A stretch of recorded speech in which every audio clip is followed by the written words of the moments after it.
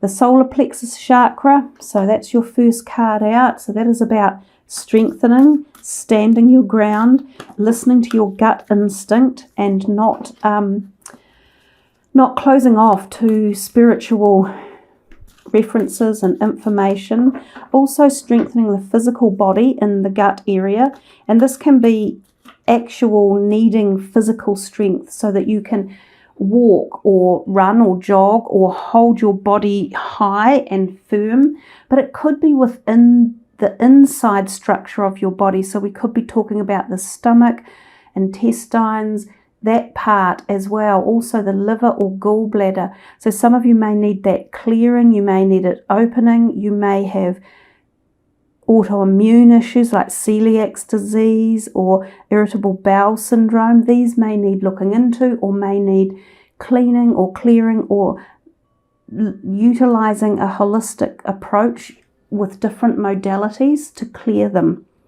You can meditate with the yellows, wear the yellow, eat yellow foods, and do certain exercises, of course, to strengthen that area of the body. So then we have the Two of Swords out, which is procrastination and thinking about which way do you want to go on a certain subject. So sometimes this can also mean there are offers going on, like you might be able to go this way or that way, left or right, up or down, and you can't make up your mind about what way you're actually going. Now, given it's the swords and it's about communication, it can sometimes be about written communication or documents or signing something, forming it as in contracts or legal obligations. So that could be tied into selling or buying a home or property or business. It could be tied into divorce settlements or litigations. It could be tied into careers and job offers and signing up for things along those lines. We also got popping out next in line was the throat chakra. And of course the throat chakra is just under here in this part. So it talks to us a lot about communication and being able to openly communicate, knowing the right time to speak up and be heard and not be afraid of standing your ground. And I think that's coming up a little bit for some of you, whether you've got challenges about how you represent yourself or someone is challenging you, which is what I feel it might be for some of you. So you need to perhaps have something in place about how you feel you're going to represent yourself, or how you want to be heard, or why you feel your side of the story is worthwhile or presentable. This solar plexus may also play a role in here, in as much it could be saying firm up and become strong again. So something about regaining strength and speaking your voice, not letting mental conflict worry you, or this could be anxiety or fears or depression or feeling anxious or trapped in a situation or in a representation. So there's a lot in here that's telling me to stand up and be strong, to regain your strength, to make sure you communicate something very clearly to someone, to speak your truth, but to do it in a way that retains some form of overall strength for the whole picture, for the whole part of you. And this is also about your gut strength and your intuitive psychic strength. So tune into that as well, and you will find answers that will give you support here. So let's see a little bit more. Some of you may feel things in your head. You may have head pains or headaches as well. And some of you might have a lot of ideas going on, and that's why you can't necessarily make this decision, and you might be procrastinating about, do I take it? Do I do it? Do I say this? Do I go there? You know, a whole lot of stuff. Exactly. Well, we've just been talking about it, so it's telling you even more. So when you get two cards that are saying you've got these decisions you're making and you can't necessarily decide what to do, choose wisely. There are some options out there that are not suited for you, and you need to really connect with this to make your gut instinct, firm that up and really crank it into action before you make this decision. Because if you're already having indecision about the choices you're making, then they probably aren't right. If it feels really good and you know it in your intuitive being, and you've done all your due diligence and you've worked everything out properly and you've communicated it well, then that will be the choice to make. Yeah, be careful, because there seem to be a lot of choices for you in very many different ways. So, and it could be love, it could be relationships, it could be career opportunities, health modalities. There's all sorts of things here going on. The base chakra now. So you've got 3 chakra cards out. I think someone else had this, and I'm not sure, was it Aquarius maybe? They had 4. These are telling you that either the body needs activating, these portals need opening, they need balancing, or they need to be listened to, stimulated. These are the seats of energy fields in the body and in the spiritual body as well. So some of these may be sending you messages, but you're not firmly listening or open to them yet. For some of you, you may have had body pains and in these particular areas. So the base chakra is down by the hips, thighs and buttocks, which connects with the solar plexus, especially in terms of things like diet. So some of you may be going through some sort of physical health issues that need to be opened up, moved on, energized, and this may be coming. It might be a cycle of initiation, of cleaning, of awareness of happening. This one is a strange card. It's popped out in so many readings, and I'm thinking, what is it trying to tell us all? I'm hoping it's saying we actually finally rejoice in celebration at the virus, which may be blown away finally as April comes around and through, and we would be celebrating that. It's also about communities and being in a community and knowing that there is support and nourishment for you. Sometimes it's the sisterhood card, about 3 women showing support for each other, people getting together, communicating and celebrating, sometimes an engagement or a 21st or an anniversary, success in some means. And it's also a happy, bubbly, vibrant card. So I'm not sure what it's trying to say. It has come out so much. This one, the shadow self, I think a lot of this in the background, these choices that are going on, and these solar plexus cards that have come out, and you notice this yellow and blue. Yellow, blue. So there's something in here that's really tied in with you, with yourself, with the shadow self. It's interesting because it depends how deep we want to go. I'm just dropping this one off for now because I'm thinking these are much more in tune with the whole shadow card, just from a colour palette perspective. But this is the moon card, right? So the moon often is tied into cycles of the moon. So this could be coming up for the next lot of eclipses, which start in June. It could also be the new moons coming, that you might get this activation or awareness or intuitiveness or spirituality or awakening. It's very much about our emotions and the feminine part of us. It's about understanding the true who we are, because this is one person here. You might not be able to see the other guy. He's often in this shadow, but it's just him. And they've come together. They have managed to integrate the shadow side, or the side that we've lost or been afraid of. So there's a coming together of different aspects of you. And for some of you, this is very deep because of the timeline that we're in. There's a lot of karmic work being done, and it's a very intense subject matter, and it's going back for some people over many, many lifetimes.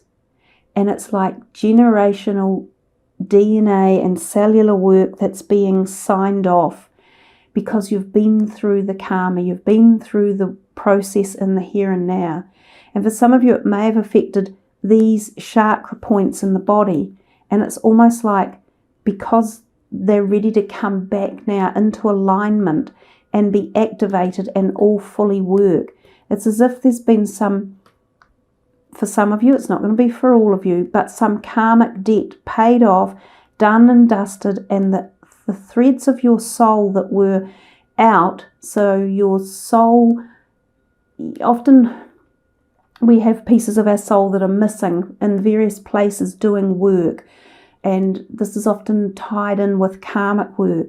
So as those shards, if you like, of soul fragments come back, they allow us to be reintegrated into the whole, and then more and more of our physical or spiritual body is healed, and we are able to begin to work again as a whole. So that's the message for some of you, and that's what could be going on in the background. The shadow can mean at a more physical and literal level that there are things going on at night, undercover. There can be 3 people involved. Sometimes this card can turn up when there are affairs going on, which might be what this Choose Wisely card is about. And it could be why there could be mental conflict. And it might be why I said at the very beginning, stand your ground if something comes up and there are some sort of face-offs. So Choose Wisely, I think, will be very apt as well. Just one more card here for Aries from this deck for April. Ooh, boom. Probably 2 of the most potent cards in the deck. The Magician and the World. When you combine these 2 together, I don't know, wow, yes, it's given me the answer of this. And note how blue and kind of dark and cosmic-y they all are. But they're all in the cosmos. The moon is up in the celestial realm. This all swirling around at the top of his head is the origins of celestial events. It's where you begin. It's where you come in life as a star seed energy. And this universe card is also about the star energy and the cosmos and the whole lifetime expansive of your life, of your soul's journey. And this is awareness and the world or the universe. So something magical or powerful is taking place for a lot of you at a level where I do believe you've had some karmic paybacks or karmic sign-offs at some high level, and parts of your soul are reintegrating. So some of you may feel full or whole again. You may feel free. You may feel a degree of freedom. This is the Magician, awareness, awakening. There's a burning here at the top of your crown chakra. Cosmic knowledge might be coming in. For some of you, this is the potentiality to become massive cosmic energy receivers of information, downloads of incredible knowledge, ability to become healers, understanding that a cycle of your life has come to a full evolution and parts of the universe or the cosmos are reconnecting with you. There's also magic opportunities in many other aspects of your life. Your knowledge and understanding is being put to good use at this point in time as well. It's a very powerful reading. I think it goes very deep. Some of you may not connect with the depth of it, and that's fine. These cards might mean more on a day-to-day aspect than, a full-on deep thing that's going on in the background. So take it however perspective it feels for you, whether it's a really deep connective one or whether it's a more light and in the here and now one. But wow, yeah, amazing cards that have arrived. So let's see a couple from here. This is for Aries. What have you got for them from this deck?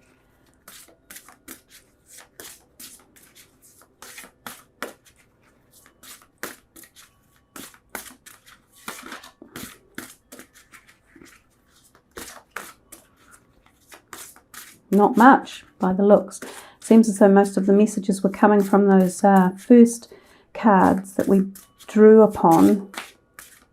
And I mean, look, I could go into much more depth about messages and meanings that were coming to me, but this is a general reading, so you can't just keep going on and on and on per se. You sort of tend to just stop it. So, hello from heaven. Your loved ones in the spirit world want to connect with you as much as you want to connect with them. They know you've been thinking of them, and they're sending you signs and symbols to show you how much they love you, to prove they're with you at this time. Now, I'm pretty sure we mentioned this synchronicity. These type of events from the spirit realm can be very synchronistic. So there's coins, red flowers, butterflies, feathers, dragonflies. They may all be signs or symbols of someone that you have lost who is in the spirit world, who was just wanting to let you know that they're with you. I also see the hands sort of coming down over this third eye area. So you might receive messages via dreams and just spiritual energies around you. You may feel them like orbs, light beings, things like that as well. So keep an eye out and be aware of the activations from the celestial and spirit realm. One more for Aries here. Oops, that's quite a few. Oh, a child's love. Love between a parent and child is one of the most precious and deep connections we make during our time on earth. Children start out as part of us, and from their first cries they establish themselves as the biggest part of our hearts. And they sure do. And our hearts are forever nurtured and grown and enlarged, and the capacity to feel love and protection and joy and bliss through a child is very, very special. So some of you have a child's love around you, and it may be a child that is not here in the here and now. But for others of you who do have the children here, this is just a remembrance that bringing them into this world is a special joy and love. Imagine yourself as a being composed of energy and light, because in reality that's precisely what you are. You are a powerful being, and people are attracted to your brilliance. This is a time to remember how vibrant you truly are. And I get the message beyond that says shine, and shine your light brightly.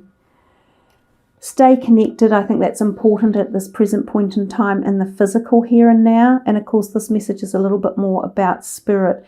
So you're definitely getting messages from the from the spiritual realm about passed over loved ones or spiritual connections and messages as well. So with such a big reading, let's just pull one of the light card, the light keepers for you. Who is coming in for Aries for April as a light keeper? Master Buddha, increased awareness. I think we've seen that as well. Deep connection and trust your inner voice. That beautiful Om symbol emanating from the heart. And again, the activation of the third eye and this knowledge coming in through the crown chakra in the way of cellular DNA. So a very powerful way for you guys to end this beautiful reading with Master Buddha and increased awareness. And I've said that I felt you were getting this increased awareness, and that's beautiful. Boom. The two have the same words on them. And when you get messages like that double up, then they're even more powerful and more potent. And this being the magician is about magic and awareness and all sorts of possibilities that can take place. And again, he has this activational portal around the top of his head, as does the Buddha. And we know what Buddha or Buddha is. It's enlightenment. So yeah, there's plenty coming, and that's why I said that I felt that it was a very deep reading, and I just didn't want to push it too hard in a public reading like this. We just keep it fairly light. But for all of those who are interested in the energies of the Buddha, you know, just the philosophies of peace and calm and harmony and the emanation of love and light, peace, I think are some of the main spiritual activations that come from there. Then utilize that in this month of when we are locked down a little bit and on our own, and focus on the messages coming from this.